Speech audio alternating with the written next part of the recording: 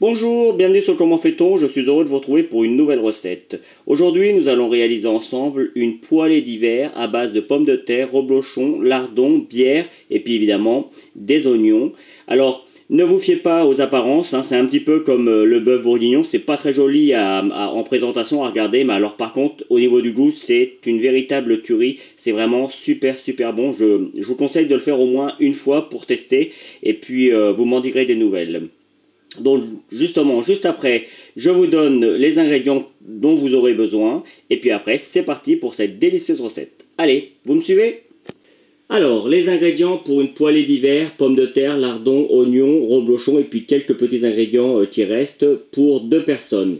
Deux personnes qui mangent bien, j'insiste. Vous aurez besoin pour cela de 500 g de pommes de terre, des pommes de terre classiques, un oignon jaune, 115 g de reblochon, ça correspond à environ un quart d'un reblochon normal, hein, entier. 100 g de lardons allumettes, que vous pourriez remplacer par des lardons classiques. Hein. Là, c'est juste pour une question de présentation, pour que ce soit plus fin, hein, c'est tout.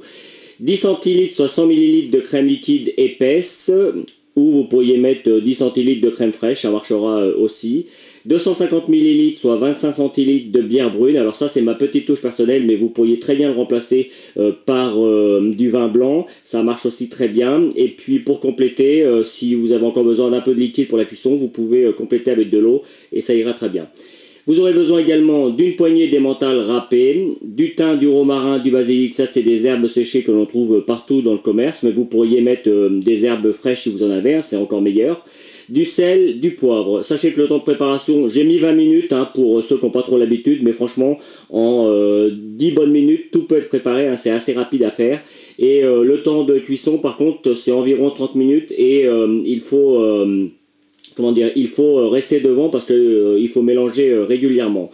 Voilà, donc vous savez à peu près tout. Sachez toutefois que c'est une recette qui se garde assez bien. Vous pouvez la préparer la veille pour le lendemain, il n'y a pas de problème. Vous pouvez également la congeler, ça se congèle très bien. Vous décongelez ça au micro-ondes et puis après vous recuisez, vous refaites cuire dans une poêle avec un petit peu d'huile d'olive et vous allez voir, ce sera nickel. Attention toutefois, on ne le congèle pas pendant 3 ans. Hein, quand c'est congelé pendant un mois ou deux, pas plus. Hein.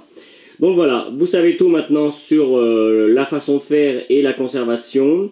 Maintenant, place à la recette. Allez! Avant de commencer la recette, la première chose à faire, c'est de préparer les ingrédients.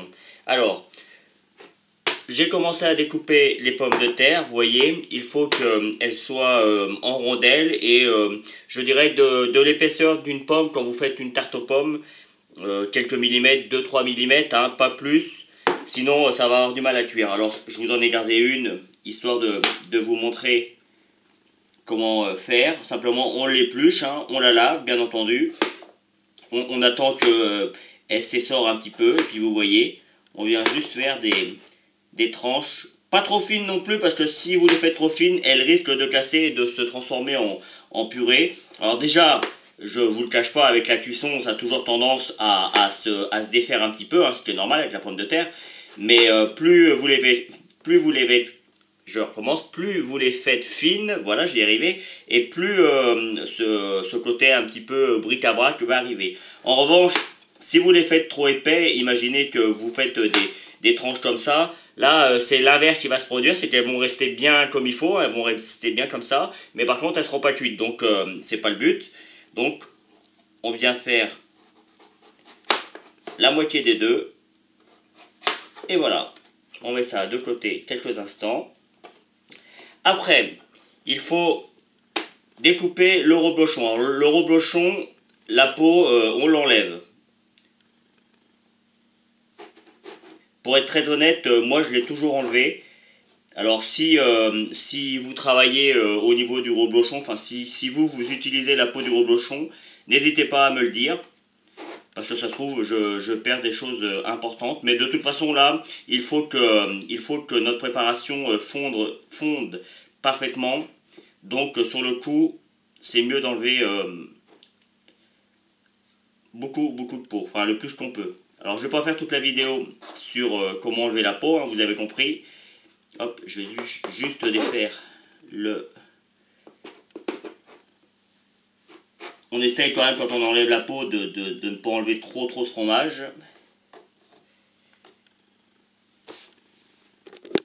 Une fois que notre fromage est entièrement débarrassé de sa peau, on va juste faire des petites tranches comme ça. Pas besoin de, voyez, hein, pas besoin de faire autrement, puisque de toute façon on va le poser sur le plat et après ça va fondre tranquillement. Et puis on l'aidera en même temps, de temps en temps, à le fondre, vous voyez, en remuant. Mais ça, ce sera vers la fin de la cuisson. Donc pas besoin de s'embêter pour le reblochon. Ça, c'est pour le reblochon. Alors, les lardons, moi j'ai choisi des lardons allumettes, donc sur le coup vous n'avez plus rien à faire, ils sont déjà prêts. Si vous avez, parfois on a un morceau entier qu'il faut découper, donc n'hésitez pas à faire des tout petits lardons. Je trouve que c'est meilleur, ça se mélange bien à la préparation, et puis voilà. Donc maintenant pour l'oignon, il faut que ce soit tout fin. Donc pour cela, évidemment, on épluche l'oignon. Et puis, vous voyez, on va venir... Alors, on peut utiliser le même couteau, hein, de toute façon, on va cuire tout dans le même plat, donc il n'y a pas de problème. Vous voyez, je viens faire 3 incisions sur la largeur. Et puis après, je fais l'inverse, ce coup-ci. Vous voyez, sur la hauteur, comme ça, j'en fais, là par contre j'en fais pas mal, il faut que ce soit assez fin. Alors on pourrait, là encore, faire des petites lanières d'oignons. Moi je préfère que ce soit fin, pour que, encore une fois, que ça se mélange bien, que ça cuit bien, et puis que ce soit pas trop grossier. Même si là ça reste une recette quand même très familiale, hein. Ça ressemble d'ailleurs c'est très proche de la tartiflette, sauf que moi vous allez voir, j'ai mis quelques petits ingrédients en plus, mais ça reste quand même très proche de la tartiflette, sauf que c'est quand même peut-être un petit peu plus rapide à faire. Et puis une fois que l'on a fait toutes les petites découpes au préalable, après, à l'aide d'un bon couteau, quand même, il faut avoir un couteau qui coupe bien. On vient juste, vous voyez, on fait glisser le couteau sur l'oignon comme ça. Évidemment, on prend 1 ou 2 mm, et puis après on fait glisser, puis ça fait des petites, des petits cubes, des petits dés. Et puis vers la fin, c'est toujours un petit peu plus difficile vers la fin, parce qu'on ne va jamais jusqu'au bout. Et bien, on finit comme ça. De toute façon, l'oignon va fondre, hein, je vous rassure. Et voilà pour l'oignon. Alors sur le coup, je vais le laisser sur la plaque, puisque on va pouvoir commencer la cuisson de tout ça. On prend une poêle assez grande, et vous allez comprendre pourquoi par la suite, parce que on va mettre les pommes de terre, il va falloir qu'on les mélange et tout ça, donc il faut quand même de la place. On rajoute la valeur de 2 cuillères à soupe d'huile d'olive. Alors vous allez me dire, avec les lardons, on rajoute de l'huile quand même. Oui, là sur le coup, parce qu'on ne cuit pas les lardons tout de suite. On va les mettre après, une fois que les pommes de terre ont recommencé à dorer. Donc sur le coup, on a quand même besoin de matière grasse. Parce qu'en théorie, lorsque l'on utilise des lardons, on met les lardons en premier et c'est suffisamment riche en gras pour ne pas en rajouter. C'est pour ça que je vous dis ça. Mais là, sur le coup, on n'a pas vraiment le choix. Une fois que l'on entend l'huile un peu crépigner, vous voyez, là on l'entend bien, on met les pommes de terre. Et puis là, le but, ça va être juste de les dorer un petit peu pendant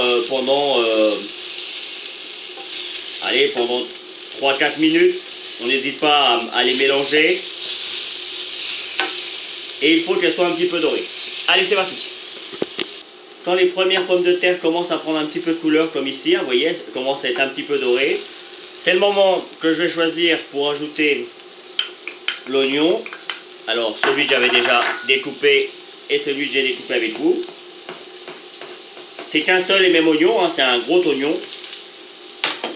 On va rajouter également, pardon de passer devant vous, les lardons. Alors là, ça va ramener un petit peu de matière grasse.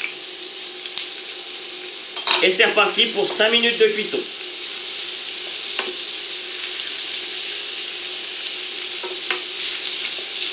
Et là, surtout, c'est une recette que, jusqu'au moment où on rajoute le liquide, il faut mélanger régulièrement, hein.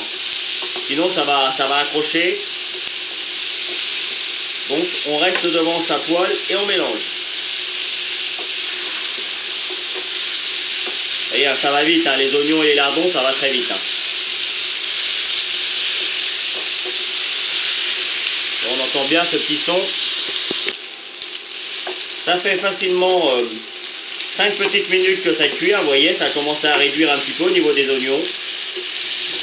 Je vais maintenant rajouter la petite touche un petit peu personnelle, c'est-à-dire de la bière brune. Alors, en temps normal, je ne vous le cache pas, ce serait plutôt avec du vin blanc si on voulait faire une recette qui ressemble un petit peu à de la tartiflette.